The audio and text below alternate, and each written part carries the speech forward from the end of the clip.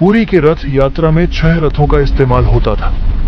आइए जानते हैं एक ऐसी कहानी जिसमें एक महिला ने पुरी के रथ यात्रा को हमेशा के लिए बदल दिया। हजारों साल पहले पुरी के ग्रैंड रोड के बीच से बहती थी मालिनी नदी। यह नदी शहर को 2 हिस्सों में बांट देती थी। तो कैसे संभव थी रथ यात्रा? रथ यात्रा के समय बनाए जाते थे 6 रथ। 3 रथ नदी के इस पार, 3 उस पार और 3 विशाल नाव का निर्माण किया जाता था। और जब रथ नदी के तट पर पहुंचते थे तब कुछ बहुत ही खास होता था।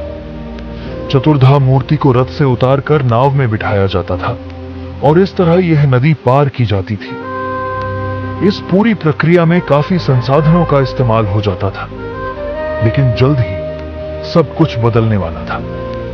13वीं शताब्दी में गजपति नरसिंह देव का शासन था और उनकी रानी श्रद्धा देवी, जो भगवान जगन्नाथ की परम भक्त थी, एक रात रानी ने सपने में स्वयं महाप्रभु को देखा।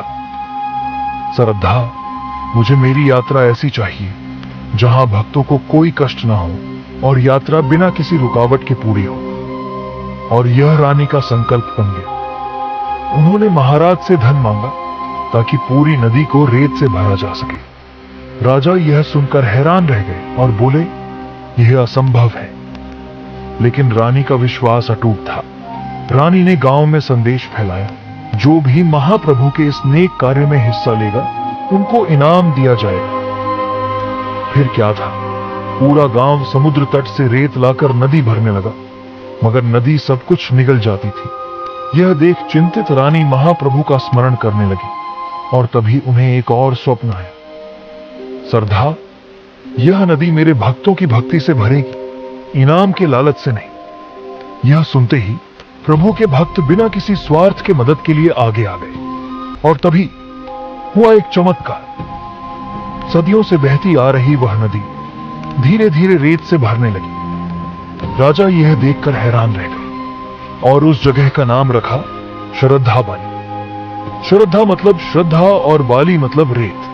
और तब से रथ यात्रा हमेशा के लिए बदल गई। आज 900 साल बाद भी श्रद्धा बाली एक पवित्र स्थान है। यहीं रुकते हैं तीनों रथ। यहां की रेत को कहते हैं वज्र धूलि, यानी पवित्र धूल।